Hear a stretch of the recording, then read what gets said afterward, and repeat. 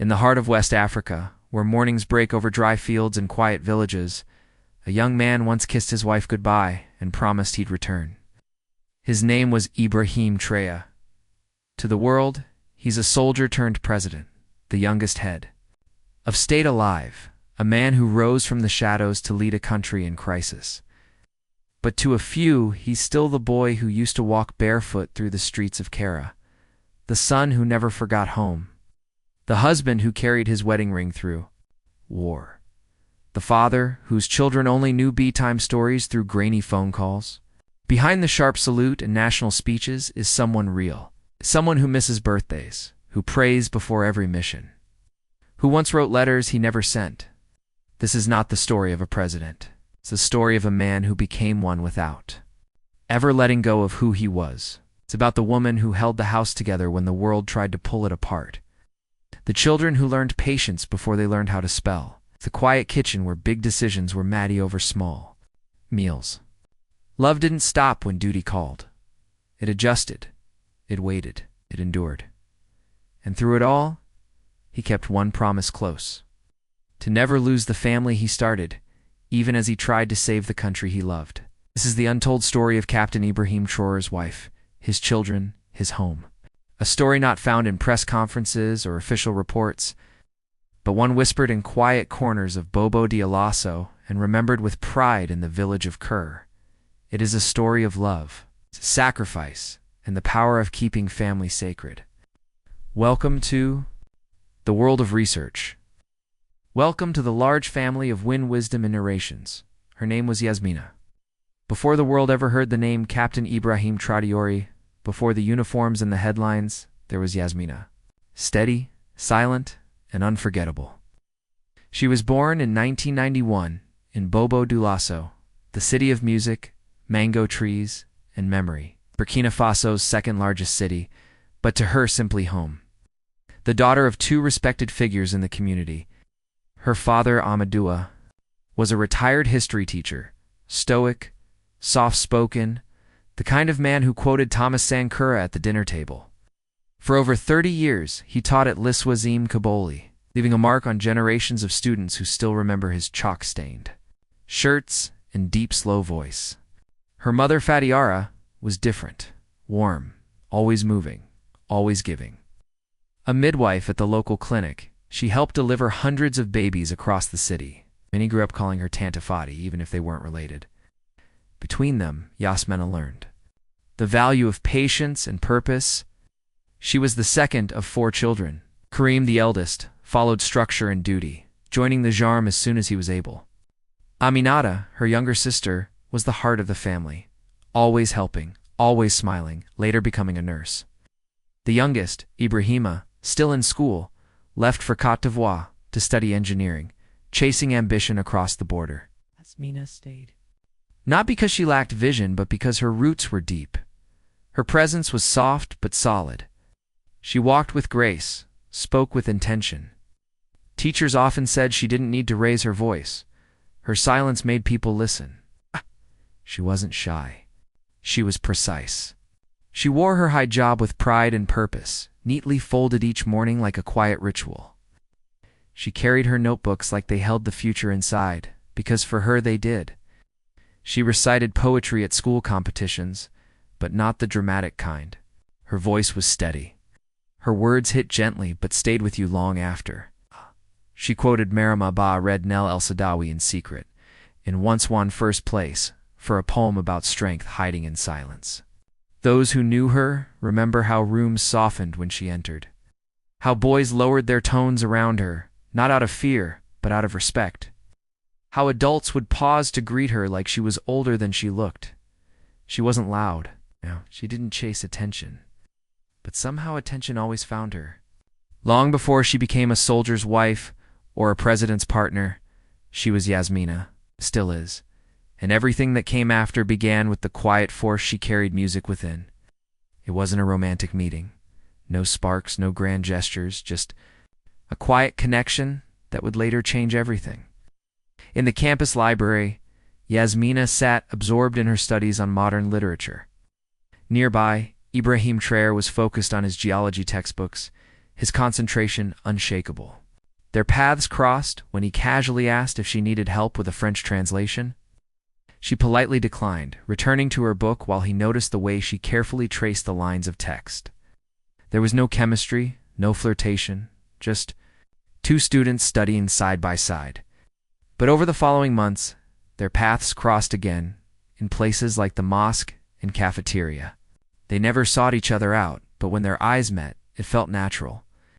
He admired her quiet strength, and she admired his discipline and humility. Their conversations grew slow and cautious until late 2011, when Ibrahim asked, "I'd like to meet your parents." Yasmina, surprised, agreed on one condition. After graduation, their relationship, though still in its early stages, began to take root in a way neither expected. They spent more time talking after classes, sharing books, discussing their dreams. For the future, Ibrahim found comfort in her steady presence, while Yasmina was drawn to his grounded nature. They didn't rush into anything, allowing the bond between them to form naturally. As graduation approached, their connection deepened. Both knew that this quiet, unspoken promise was the foundation of something real, something that couldn't put forced. The quiet moments between them spoke volumes. They began to look forward to what was to come, not as a grand love story, but as something just as powerful, built on respect and understanding. After graduation in 2012, Traoré began military training. Yasmina returned to Bobo-Dioulasso and began teaching literature at a secondary school. For a year, they barely saw each other. He would send brief letters, handwritten, one every 3 weeks. She replied once a month. There were no pictures, no late-night calls, only words. They promised to wait. The distance between them was palpable. Yet the connection they had formed in those quiet library moments lingered. Each letter carried with it the weight of their commitment. Its word an unspoken vow to remain patient despite the physical separation. The silence between their exchanges was not emptiness. It was filled with anticipation, a shared understanding that this pause would eventually end. In June 2014, Traoré returned home on leave. With his parents' blessing, he formally asked for Yasmina's hand. It was a modest gathering. Elders from both families. Tea was served. Prayers were exchanged. A date was set. The ceremony wasn't a grand affair, but it was significant, an affirmation of their bond, one that had endured through letters and quiet moments. It was as though time had frozen during those years apart, and now the promise they had made in the library was beginning to come to life. On the 10th of October 2014, in a courtyard in Bobo-Dioulasso, Ibrahim Traoré married Yasmina Wata. She wore deep emerald green. He wore white. The ceremony was small. Family, neighbors, classmates, no. Loud music, one photographer only, just a quiet union sealed in faith. The simplicity of the event reflected the essence of their relationship, steady, unhurried, and built on trust. In a world filled with noise, their vows were exchanged in a serene, understated moment that held all the significance of a lifetime. The early years of their marriage were filled with movement. Traoré's military duties took him across the country. Faden, Gurma, Gibo, Kaya. Yasmina followed where she could. When she couldn't, she waited. The distance was a constant presence in their lives, but it didn't weaken their bond. Each separation only reinforced the strength of their commitment. Each reunion, a reminder of the patience they had learned to cultivate. Yasmina found solace in the rhythm of her life, balancing her own work with the demands of their relationship. Always looking forward to the rare moments when they would be music together. In May 2016, their first child was born, a boy named Isa. He had his mother's calm and his father's stare. A quiet observer with a presence that was already deeply rooted. In August 2018, they had a daughter, Lima. She was playful and curious, always asking questions, always seeking answers to everything around her. And in March 2021, a second boy, Wisif, was born. He was more energetic, a bundle of joy that seemed to bring even more light into their home. Isa Traoré, born May 2016, now 9. Lima Traoré, born August 2018, now 6. Wisif Traoré, born March 2021, now 4. They live in a secured residence on the outskirts of Ugadu, far from the public eye. Yasmina homeschools the children for safety, creating a space of learning and love within the walls of their home. Occasionally, she takes them to her parents' home in Bobo-Dioulasso. There, the children run freely in the backyard where she once played, a full-circle moment where the past and present meet, and where her children discover the world in the same space where she hadn't explored it. Despite the security, despite the distance from the world, her children are growing up surrounded by love. A love built on years of quiet patience, unspoken promises, and steady devotion. Music. Since the coup of September 2022, Yasmina's visibility has all but disappeared. No interviews, no public statements, no social media. This is by design. She prefers it that way. The quiet life she leads now is one of reflection and devotion. Far from the public eye, her focus remains on her family and faith, a life built on privacy and purpose. Her friends say she prays 5 times a day without fail, that she listens to the Quran on an old radio while cooking, that she writes in a journal every night, documenting her thoughts and the passages of time and solitude.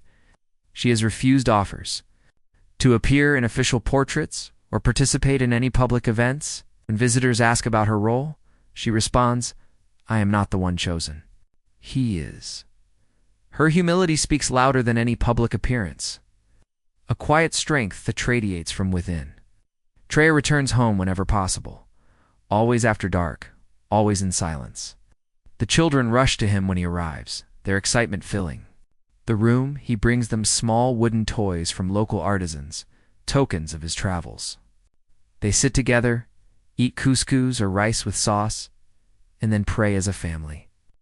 These are the moments he protects most fiercely, a time for connection, reflection, and gratitude.